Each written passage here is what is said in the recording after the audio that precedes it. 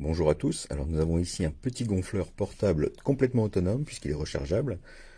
Il a un port USB-C pour sa recharge. La batterie, on va le voir, pour l'allumer, donc on tient appuyé simplement. Alors 3 secondes, pardon.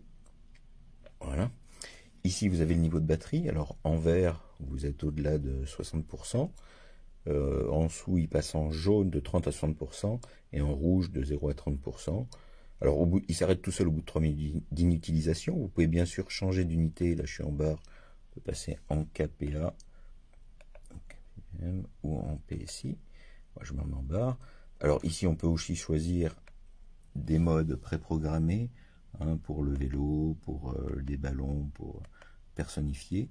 Voilà, moi je me suis mis à 2,1 bar. Là il m'annonce la pression parce que je viens de gonfler la pression actuelle du pneu, 2,1, et la pression programmée. Ensuite, on met simplement en route pour lancer le gonflage. Bah là, il est à la bonne pression. Alors attendez, si j'augmente un petit peu, voilà. Vous voyez, c'est relativement silencieux.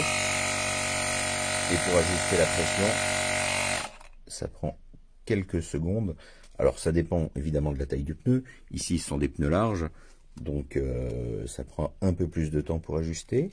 Mais il y arrive parfaitement. Alors pour un pneu plat, partir d'un pneu à plat, c'est plus long, hein, il faut compter 6-7 minutes suivant la taille du pneu, mais ça le fait, hein, il n'y a pas de souci. Alors c'est un appareil que j'aime bien emmener pour faire de la gyroroue ou dans la voiture, toujours en dépannage, hein. C'est vraiment très très utile. Il suffit de le recharger, c'est relativement léger, ça doit faire dans les 350-360 grammes.